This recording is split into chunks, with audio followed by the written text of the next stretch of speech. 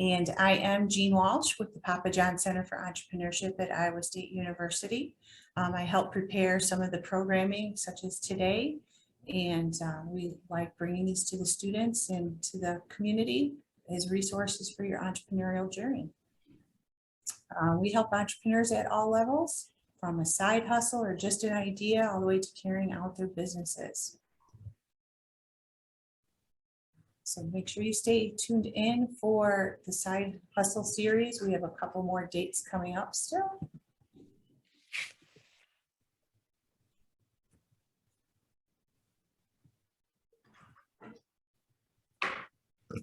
So today we'll be talking about branding and registering your company, trademarking, business and legal structures, professional assistance that is out there.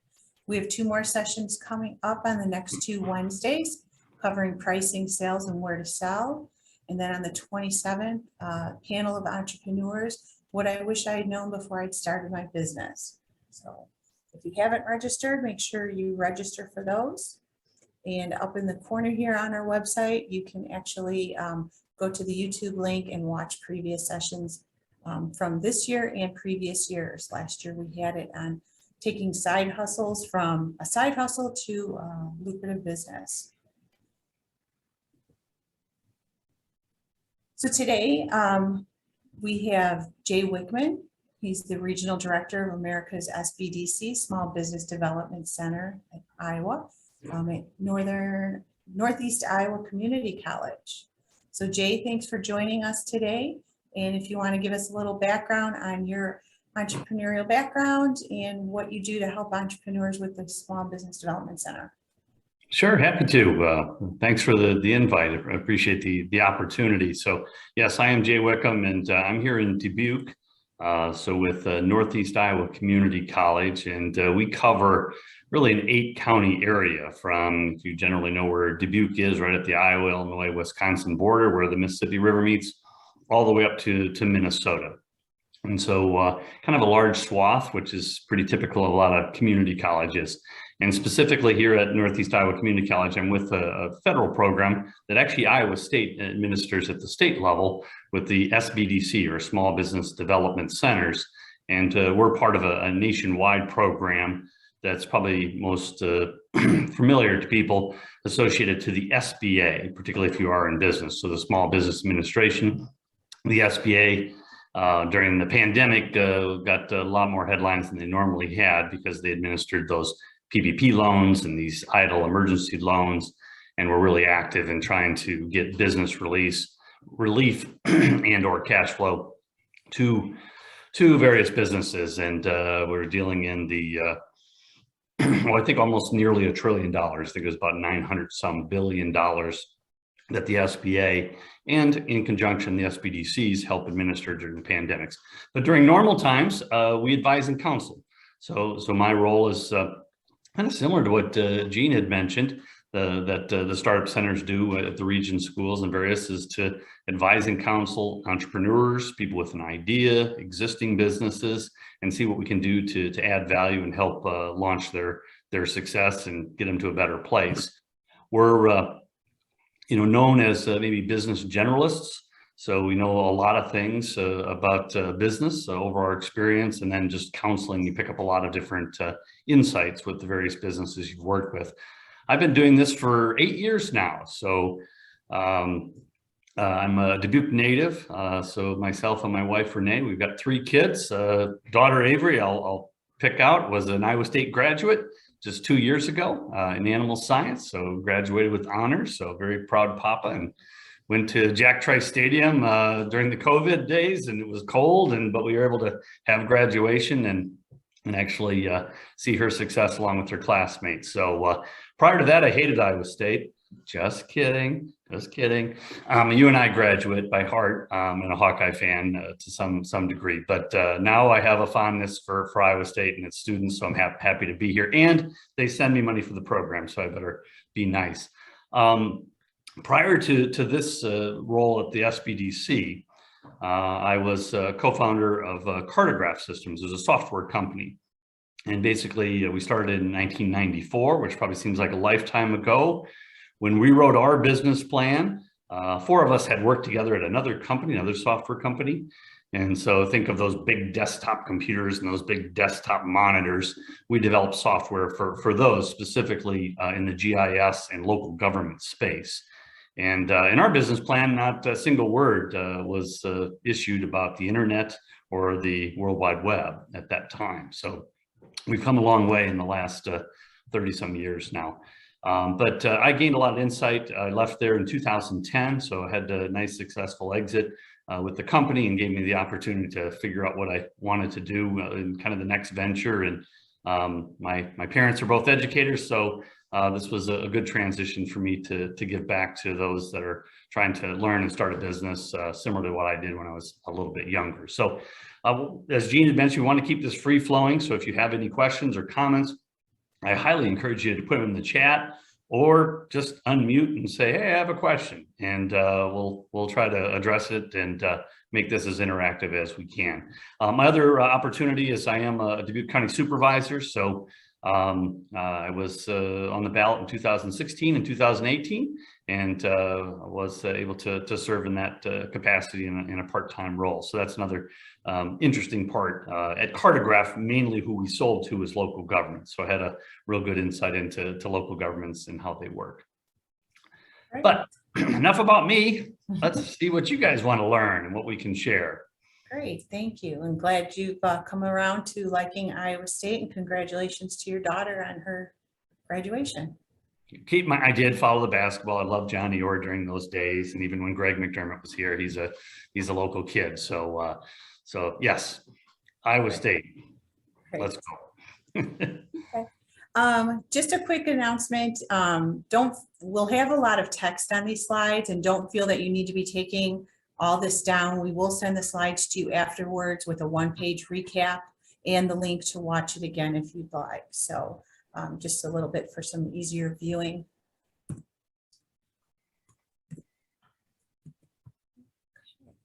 On here. So just by a wave of your hand, using the little icon there, how many of our attendees today have a business started or are very close to starting a business?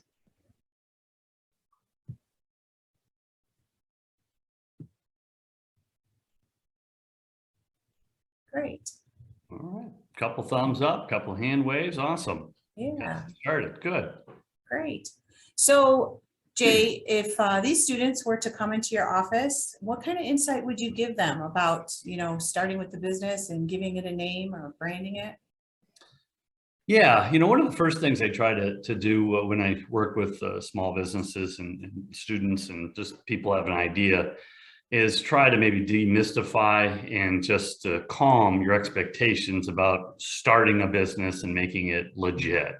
And so if you talk to anyone in business who's been in business for a series of years, they won't talk about how they registered their business. They won't necessarily talk about the Secretary of State or getting their FEIN number. So it's not a real memorable or significant milestone for a business. Usually you start a business to do something that you're passionate about, something that you have expertise in, or an area of market that you just want to serve in.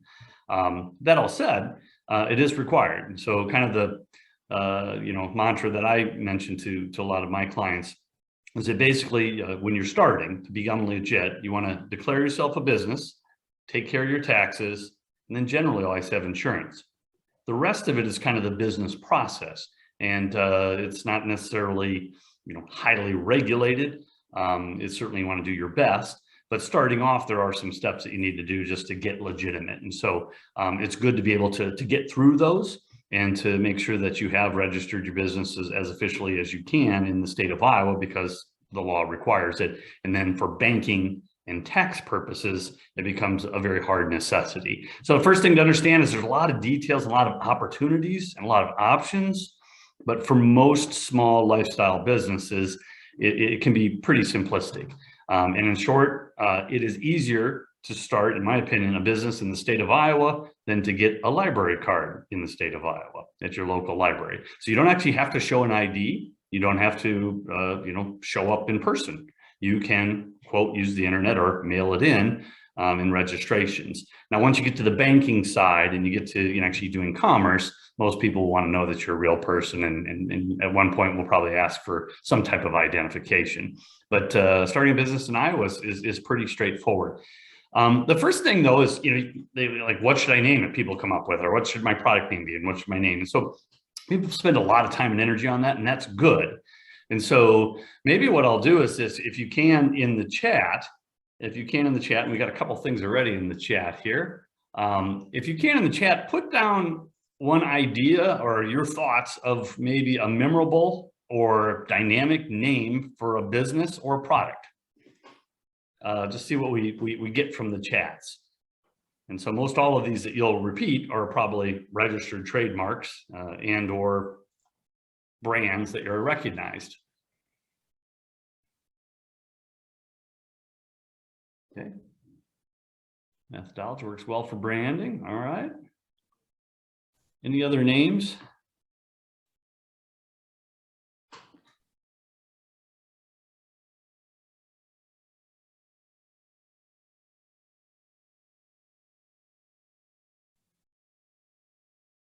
Interred was a federal registration. That's good to get a federal registration.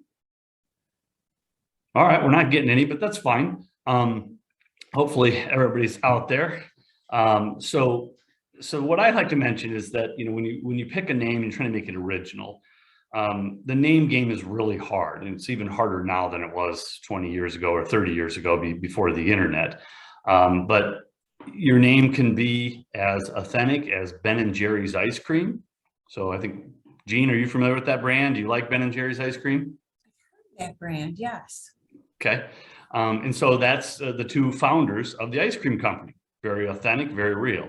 And then I don't know how many people have you heard of Haagen-Dazs Ice Cream? Have you ever seen that in the freezer? Sure. That's just made up. That's just a made up name. They thought, hey, this is going to sound neat. It'll sound like Swedish or, some sort of great little town in Europe that we make this ice cream of, but it's just a made up name. So there's two examples in the same marketplace, one a very authentic name and one just a contrived name that they then use to brand their products. And so, you can come up with whatever name you'd like. The other one example I like to talk about is Geico. And so Geico is actually an acronym for insurance, and they use a gecko, which we have a couple animal science people in there. I think that's a lizard of some type, and it's a gecko, not Geico. So it sounds close, but not that close, particularly if you're in animal science or, somebody like me that maybe takes offense to those word games. But either way it works, people remember it, and they are the largest buyer of ad space in the United States, and tends to be serving them very well. So when you create a business and you create a product, you want to try to use creativity. You want to be able to figure out, what people remember. And then you want to try to figure out that you don't have as many collisions. And so one of the things I always say is, don't pick a fight with a big company. So if your last name is McDonald, you're not going to open a McDonald's restaurant and sell hamburgers and fries. You're going to end up in court, and that's just not going to work. So try not to pick battles with large companies. So as you do your Google and your Facebook, and you just get out there and spend a half an hour or an hour or 2 or 3 days or a week, just bounce ideas off of people and just keep putting things into the internet at various sources and see what comes up. And don't worry if you have a collision, because that's going to happen. So particularly in, there you go. We got somebody's telling us about the Masco for Gecko for Geico is discussed there. So if you want to find out further, you've got that all there. That's awesome. Thanks for tagging that. But do your research, and you can go to the official site. So you will talk about the Secretary of State's business directory. There's the patent office specifically has a directory, but really you're going to find most of the information about who has that business name or potentially product name that you're looking at using all the common internet sites. And so certainly Google being the number one, and then Facebook being very large as well, maybe even the second largest, those collisions will come up. And if you ever been traveling across the United States, there's probably, a dozen, El Cautino and or a variety of different Mexican restaurants that are the same name. There's quite a few elms and oaks and businesses named after trees throughout the United States, just because it's very common. So just try to avoid the collisions with the big companies, and then anything local.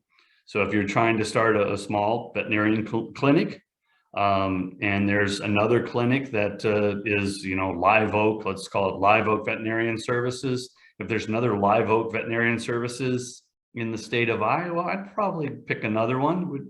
And then if there's somebody close within 60 miles, for sure, I would pick a different name. And that's just to avoid, confusion and avoid lost energy, not necessarily getting sued or getting to court, but you don't want to advertise and market and have somebody unexpectedly call a different company. So that's not going to help you.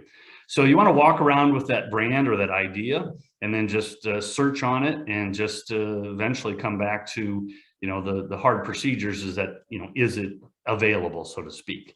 And that's more of an easy part, because common law and previous practice helps that. So maybe we'll jump to the next slide. And what I will state is I'm not a lawyer, so this isn't a legal class, and we're not talking about anything legally descriptive. I'm kind of giving you general business knowledge that's out there. And so these are the search markets we mentioned. My experience is that most company names, most product names are not going to be found at the United States Patent and Trademark Office. Okay, and so there are many that are, but it's not required, and a lot of people just don't follow that steps. And as you can imagine, there's millions and millions of companies in the United States and worldwide, and so it's more common that you'll find those collisions or avoidance using Google, Facebook, and those. That all said, you do need to go. One of the ways to register your company is to go to the Iowa Secretary of State's office, and I think that's maybe one of our future slides here. Yes, we'll get into that in a moment. Yeah, go ahead. So what about domain names? Do we actually need to be creating a domain name, if we're not sure that we're going to have an internet presence? Yeah, good question. So, obviously having, a digital presence is huge. And so as I gave 1994, that wasn't a thing, but it definitely is the thing now. So if you're going to be in business, almost all businesses are going to need a website presence. You're going to need a Google registration, most likely, and you're going to probably want to be on Facebook as a business, or possibly Instagram, Snapchat, and Twitter, and a whole bunch of others as well. So one of the starting points is to be able to find you on the web, and doing that is actually to register a domain name to get a URL that you want people to search for. So with the search engines now, it's not as a big deal as it was, say, 15 or 20 years ago, because they're pretty good, and you can use obviously keywords and a variety of other techniques to drive people to your site. But once you've kind of figured out a company name, then you try to see if that exact company name is available. Then you might want to grab it. Some of those are, pretty cheap. Others, if you're trying to get something that's already registered and for sale, it may cost you hundreds or thousands or tens of thousands of dollars to get that exact name. That all said, usually with a few additions, whether adding LLC or adding Iowa or adding other components of your business, you can eventually figure out a domain name that works for you. It does not have to match your business names. Okay, so there's no rules or regulations that your Facebook name or your URL for your domain name has to match your actual business name. And you'll go through private enterprises to get those, and I've listed some of those here, GoDaddy being one of the companies from Iowa that we should list first. Great. So then from there, we would basically be registering our name, because we have a company name and a website domain. So the next step is just trying to make sure that no one else uses my name. Yeah, so here, kind of the branch off here, once you've kind of figured out, I want this name, or you got maybe 2 or 3 ideas, you're kind of getting into, what do I do next? How do I start my company? How do I then actually go through the process of securing that registration and basically, stating to the world in the state of Iowa that I'm a company out here ready to do business. And so at this point, just take a deep breath. Most of the companies I work in, most of the small lifestyle companies are either just simple sole proprietors, okay, or single member LLCs. That's probably 95% of them. The other 5% are S corps, and then a few are partnerships. But most people starting a business, you don't need to spend thousands of dollars to get your business going if you're questioning whether you'll generate even tens of thousands of dollars of income. And so you can do it at a very simple level. And so one of the steps that you would do is to register your business with the state of Iowa and the Secretary of State. So that is one of the avenues that you can do along with registering at the local level. So what the Secretary of State basically is kind of the state recorder for official documents, okay, and also for elections and all those good things. And then at the county level, the county recorder's done that. And so many, many years going back, 50, 100 years ago, most of those registrations went to the county. So you just go to your county courthouse, you do your trade name, and you'd say, hey, here I am, I'm starting a business. Many people now use the Secretary of State and the ability to easily file as a single member LLC and actually list their business as that entity. And we'll talk a little bit about why you should do one or the other. But here's kind of the diagrams of the steps of seeing if your business name is available. So by state code and by the Secretary of State's feedback, it's only one character has to be different in registration. So it's not really, unique or protected. And so you probably want to go further than that. But basically, one of the steps you want to do is go to the website you see there, sos.iowa.gov, click on search database, and then go ahead and type in what you want, maybe the first word or two, and you'll get a listing of how many ABC companies are out there, or just even ABC. You might see ABC company services or ABC, company landscaping or landscape companies, stuff like that. And you can kind of click on there, see where they're at. It's not a great indicator of where they're actually doing business, because there's a thing called this register agent and all this good stuff.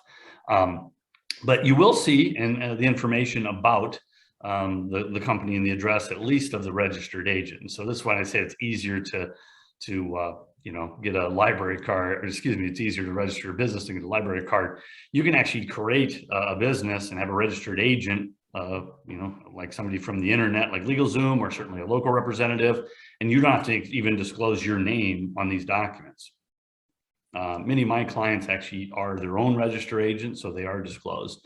And so once you do that, I think this area potentially we do for an LLC, or potentially if you're an S corp or a C corp, various partnerships, co-ops, those types of things would be all filed at the Iowa Secretary of State.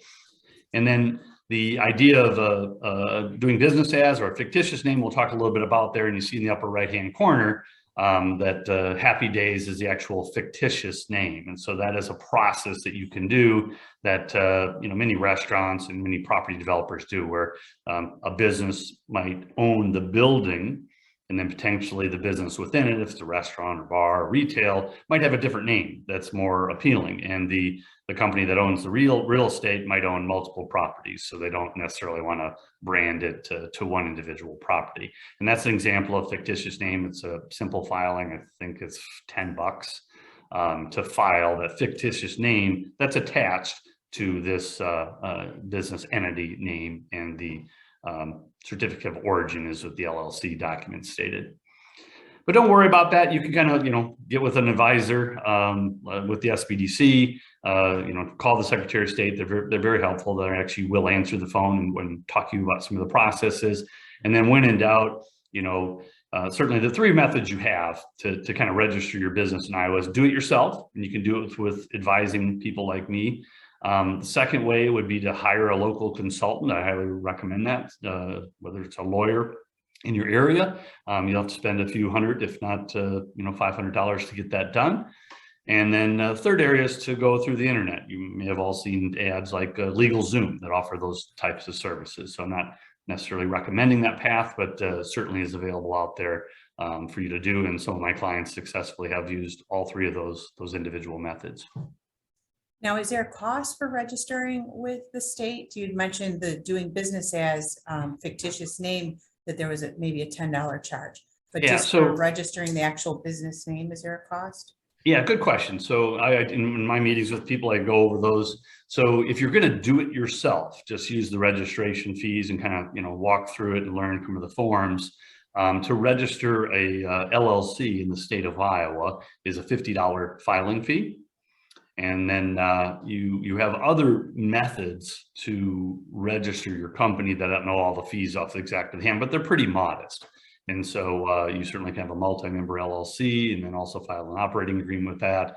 You could file as an S corp as well and have a lawyer drop those papers. Those are some of the common options. And I don't know all the fees exactly. Usually, starting your company and using individual services where those fees can get a little more expensive. Some legal services will do it for a few $100s. I've heard is up to $800 for LLC and single file membership, and they'll get your LLC registered, your EIN, which we'll talk about, and then they'll get possibly even your sales tax permit done and other permits that might be necessary. Once you start doing the internet path, it's $300 to $500 to get that done, and they'll walk you through that individual process. But you can do it yourself. Keep in mind, that's not necessarily my first advice, but if you feel that your risk is minimal and this is a hobby or side job or something that won't be in the hundreds of thousands of dollars in overall revenue for you, the risk might be moderate enough to just register yourself. You had mentioned about recording with the county record. Is this something we have to do in addition to the state level, or is it like one or the other? It's generally one or the other would be the way to do it. And so there's not too many people who are as familiar with the county recorder and the trade name form. I never heard of it until I started this job. And so there is a state statute that if you are mainly a sole proprietor, but it doesn't have to be, you can register with your county office. And so we have 99 counties in Iowa. And if you go to the recorder's office, and as you can see on the bottom there, the recorder, and then to the trade name form and laws, you'll see the form to fill that out. And really it's a old statute that basically wants to know who's doing business in the county. And this was a very convenient and easy way for, the government to understand who that is and track that. And so keep in mind, all these registrations, they don't really get you anything. They're just out there. Okay. It's proof that you've started your company. It's also a proof point that you've registered this name of your company as well at a certain date. And that can be important in the future. But it's kind of like when each one of us was born, that first day is great. And you get a name and you get a social security number, but that your name and your social security number doesn't, make your life wonderful. The same thing with your business. So registering your business is just a start, and it's a way that the government can, categorize you, so to speak, and you can record that you've actually tried to declare this name in this business, and it's required by, all the banks will require it as well, and it's required by law in every state. You had mentioned about a fictitious name, and is this something that a company needs to have besides a legal name?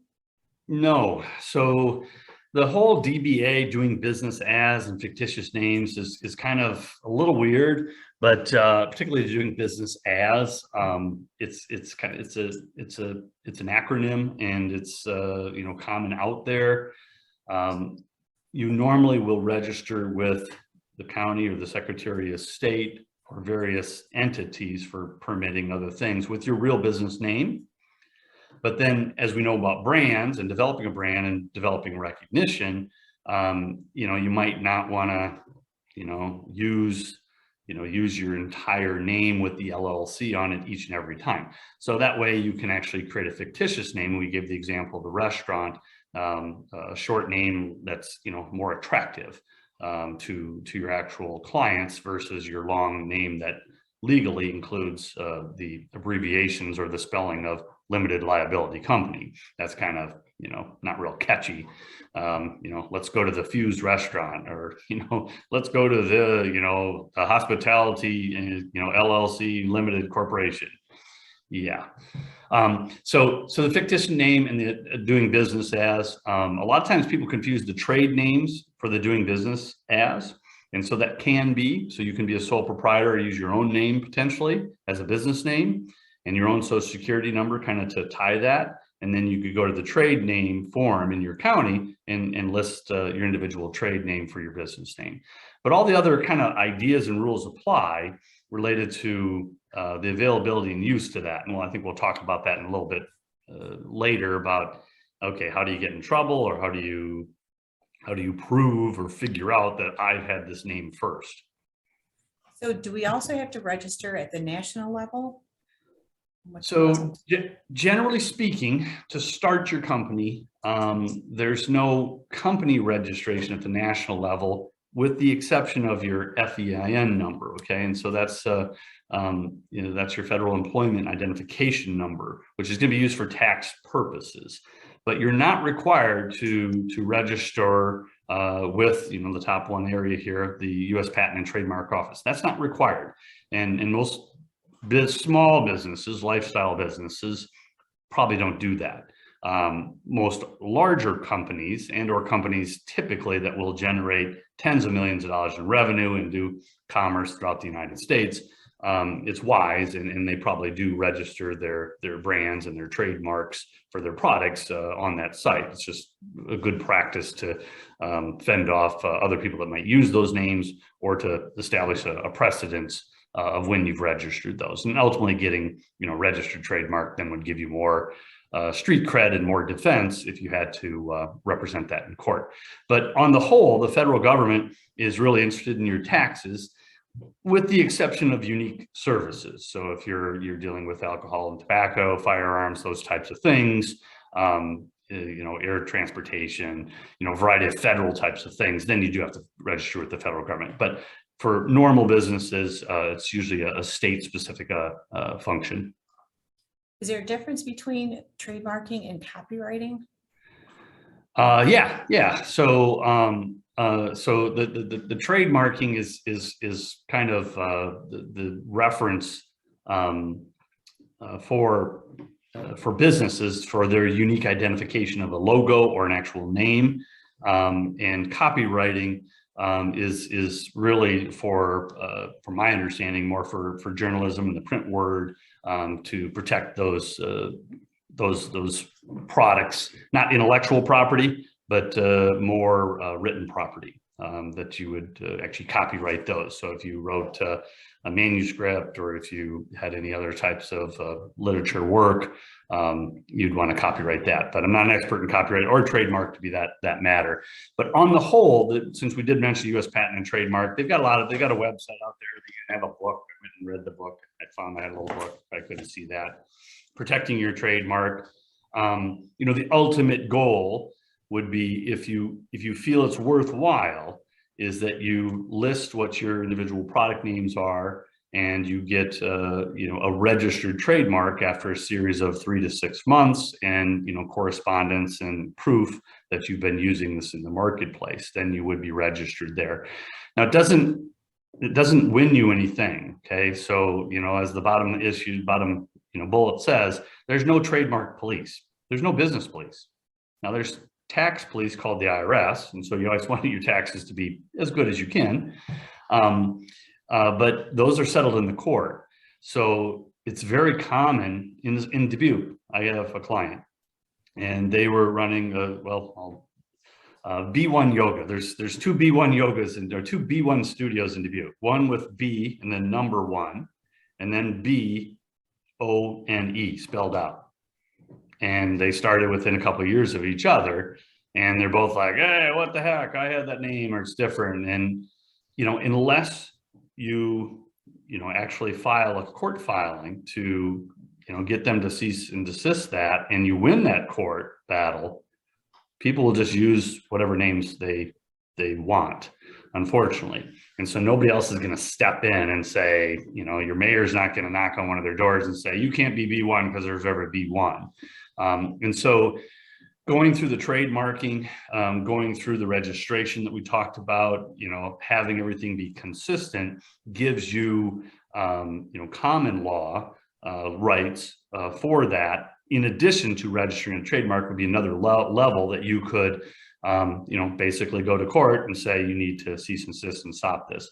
What normally happens in business is you get a lawyer letter, and so somebody says a cease and desist using that name, or I'm going to sue you. It's a $100, $200 lawyer letter. Most businesses that receive those crumple them up and throw them in the wastebasket. And so in order to get somebody to back off using a name that you've proven you've had first, you're going to have to take them to court, and it might cost you thousands of dollars. So you've got to weigh whether the benefits really, you know, weigh the gain that you're trying to do. But that all said, if you are starting a business, and this is, you know, part of, you know, college and education, if you are starting a business or working for a business that deals in hundreds of thousands or millions or tens of millions of dollars in revenue and commerce, you should definitely go to the steps of registering with the Patent and Trademark Office and try to do everything you can to prove that you are the only individual using that name and that brand. In trademarking, just to reiterate here, trademarking is at a national level and registering your name at a state level. Those are two different things. Registering your business, yes. So starting your business is a state level, and then within the state, you know, so you would have, you know, registering your business name at the state level would give you first, you know, common law rights on that date that you required for this name, and so that alone would have some precedent. From what I understand reading and just, you know, general practice. But to do it even more further, you do it at the federal level, and that protects you across the whole United States. You talked about some other items that are needed for starting a business, and if we could talk about that a little bit. Sure. Okay. So yeah, what I do is, you know, really a simple, straightforward way. If you're going to start a business and it's moderate, you become a single member LLC in Iowa. That might cost you $50, or if you go to a lawyer, it might cost you a couple $100.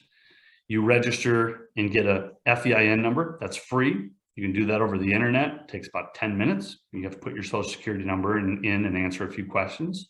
And then you can go to the Iowa Department of Revenue. If you are selling commerce, selling material that has sales tax, you'd have to get a sales tax permit. That'd take about 10 to 15 minutes. And with those, you're ready to go do business in Iowa. Actually, with the first two, just being an LLC and then getting an FEIN number, you could take those documents, go to the bank and say, hey, I'm a business. And they'd go, ah, great. And they would allow you to open up a bank account. And then you could start doing commerce in the state of Iowa and in the United States. Now, past that, there's a whole bunch of little things that you want to be aware of when you start your business. And so, you know, if you're a beautician and you cut hair, you have to be certified and you have to, you know, pass those tests, and you have to have that license from the state of Iowa. If you are selling merchandise in the state of Iowa that is, you know, has sales tax on it, you have to get a sales tax permit to capture that. If you're a contractor in Iowa and you build things, you have to have an Iowa contractor's license. And so a lot of various licensing and permits based upon, you know, what you're trying to accomplish. Anything with guns, alcohol, tobacco, big trucks, transportation, anything in the healthcare industry, all has registration and permits that's required. But generally speaking, if it's just kind of general business of selling goods and services, that can be pretty simple and straightforward. So you had talked about different legal structures like the LLC and sole proprietorship. Can you talk about those a little more? Yeah, so this is kind of where I say, and so I maybe get a little ahead of my skis, but I tell my clients is that, you know, you go to any campus in the United States, wonderful campuses like Iowa State, you'll see a big school of business building. And there's a lot of smart people in there and a lot of students learning things. And they'll go over all these things with you and tell you the pros and cons and the real world, you know, and tell you how they exist. Most people that are starting a small lightweight company don't even need to consider all these other options, okay? You don't really have to know them unless you're going to be going into law or going into a business services, or you just need to know if you're going to go into business as well. Typically, the first one, sole proprietor, and then an LLC is probably the most common in the United States. And most states have made it pretty easy to register your businesses that way. That all said, what you would learn if you read a lot about business structure is that the sole proprietor is probably the simplest way. That's me. That's my social security number. I am the company. And it's a very common way that lawyers and certainly accountants in old days, they would be the individual. And so you would have your name and then potentially your practice, and you're the individual company. And so all the liability would exist with you as a sole proprietor. As you move down on partnerships, LLC, S corps, all those, you're starting to shift the liability to the entity and remove the liability from yourself. That all said, in normal business, unless you're dealing with a very large C corp, the liability both on the financial debt side and actually the liability on just the normal property and casualty side will also follow you around as a business owner. So almost every small business, you have personal guarantees at the bank related to your loans and debts. So you can't just start a company and say, well, I'm not responsible for that debt, the company is. So the bank won't give you money unless you sign a personal guarantee, backing up that debt as well. And once you get to the large corporations, obviously the ones that you would know about and are national and hundreds of millions or billions of dollars companies, they are registered C corps. But removing liability is probably common. And so in this case, being an LLC is pretty common. A partnership is common. And then, most of the businesses I deal with, potentially, if they are a corporation, they're an S corp, which is a sub corp. It's a sub chapter of the corporation. And they have, various tax implications as well. But basically the owners, take on that tax responsibility themselves, versus the corporation would take on all the liability, the C corp, and all the tax responsibilities for that corporation. And then I'm not really real experienced with nonprofits and cooperatives, but they're out there.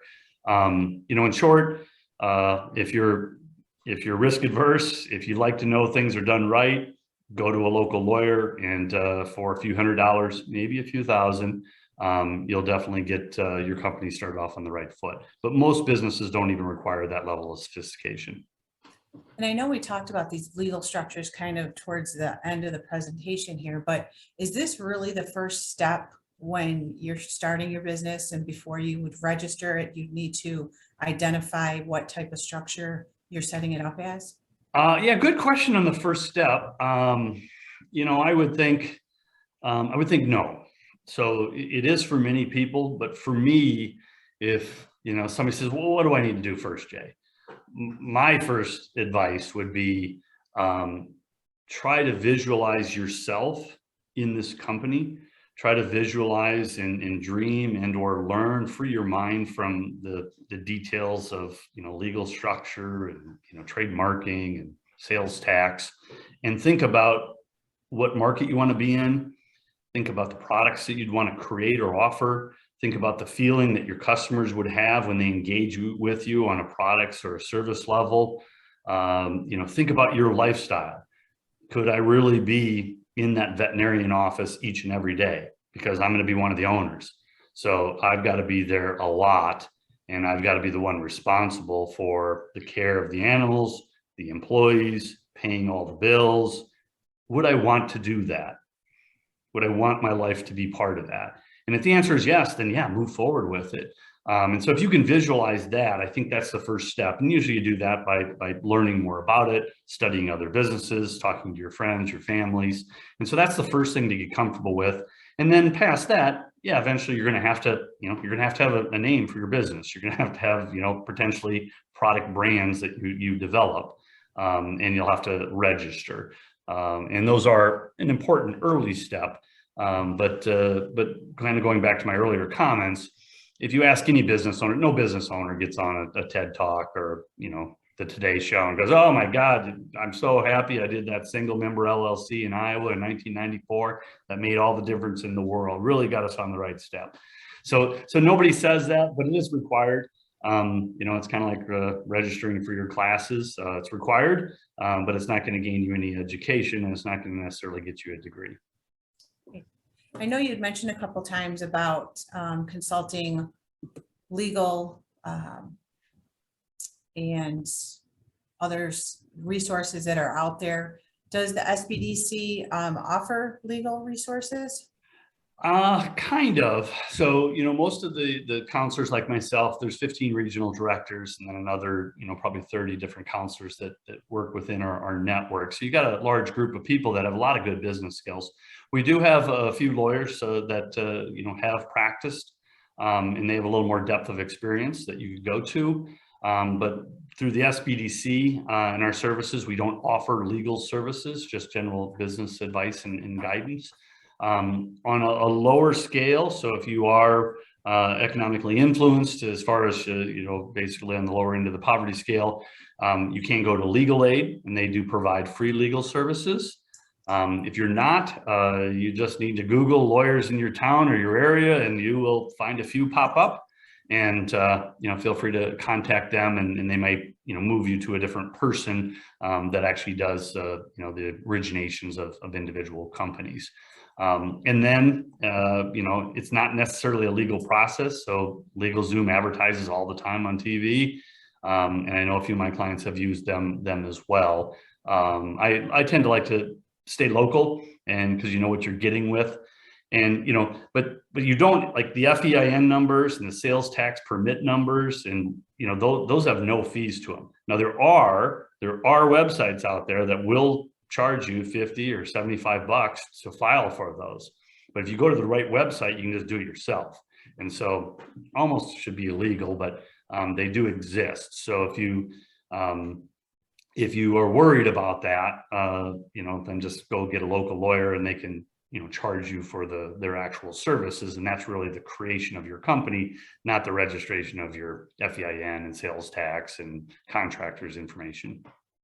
So a lot of these steps can seem very overwhelming for someone that wants to start their business. So if I'm like ready to start it, or maybe I've even started it as a side hustle and I'm ready to turn it legit in a sense, do I have to wait until all these steps are done before I can actually be doing my business? Or can I get going with it and, do this alongside all these steps? There's a couple exceptions, so, mainly on the tax side. So you can generate small amounts. I think it's under $600 just, doing work and not declaring yourself a business. But I wouldn't recommend that. On the whole, if you are going to be engaging in business, and that could be either a service or a product, certainly selling things on the internet, all that good stuff. You should register in one of the ways we did. And so keep in mind, most people, you could either register with a single member LLC at the Secretary of State, relatively simple. Lawyer can do that for you, or you can, ask a counselor, so to speak, how you do that, or ask the Secretary of State how you do that. It's usually like a one-page form. Or you could register with your local county, and then you would want to get an FEIN number. That's kind of your social security number for your business, and you're ready to go.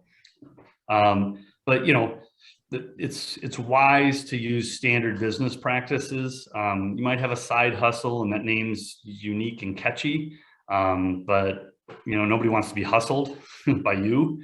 They want somebody that's reputable, that's registered, and that their services and products are something potentially that's repeatable. And so once you register your business, go to the bank, get a business account, learn a little more about transaction business, whether it be, creating an invoice, charging people, product pricing, branding, marketing. There's all a lot behind that. But in short, creating your business, it takes a little thought, a little preparation. But once you get it done, you don't have to look back. You can move forward and start doing commerce. And what would you say from your experience with the SBDC, is the biggest mistake you see people make when they want to start a business? Oh, I'll say it from my experience. And so the biggest mistake I see is partnerships.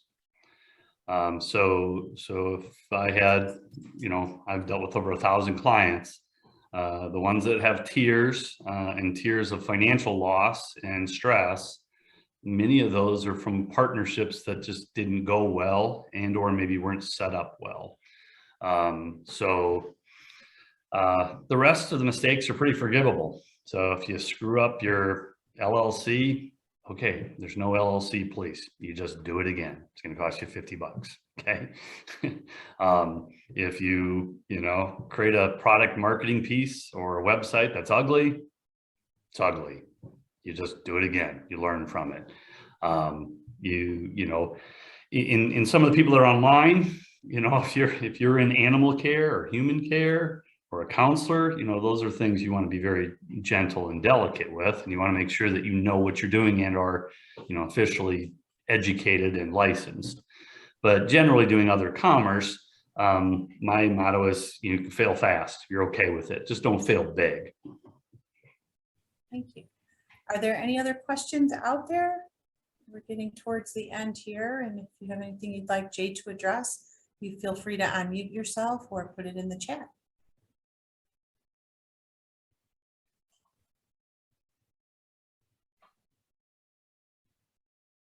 Sorry, I had the boring topic. I don't know how I got assigned this one, but hopefully I've given you some value.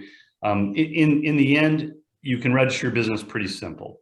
During this hour, we kind of gave you some of the other additional things. You don't have to learn it all at once, so start with a simple step of understanding the type of business or the name you want, whether it's an LLC or sole proprietor or maybe an S corp. And then just start there. You don't have to do everything all in one sitting. You can learn by asking good questions. What are some of the requirements in your industry?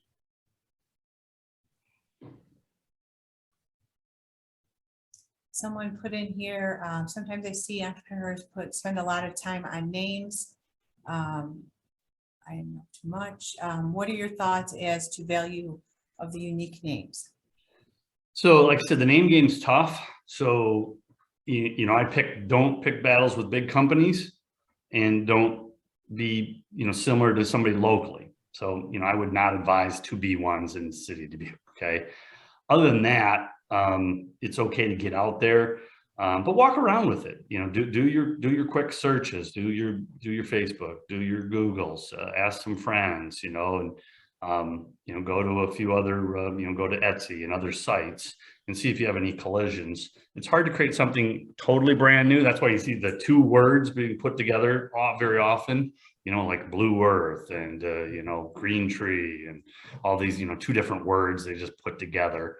That's because a lot of original names of one word are taken. Blue Earth is in Minnesota, Faribault County. Been there. Great. Well, Jay, thank you very much for your time today. Appreciate it. And we will be sending out the transcripts on this, the slides, and the link to watch it again if you'd like. We'll send that out probably tomorrow. Be sure to join us next week for Kaching, pricing, sales, and how to sell. Again, 12 noon. If you're not already registered, please do so, and we will send you the Zoom link for it. See, someone just had in real quick here. Town and animal names are favorites, but often used already, so watch out. Yep, very true.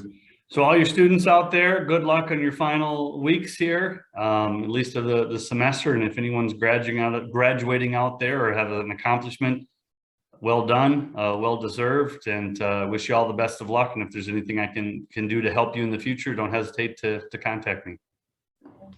Thanks again, Jay. Appreciate your time. You're welcome. Have a good day. Thank you. Thanks, everyone. Take care.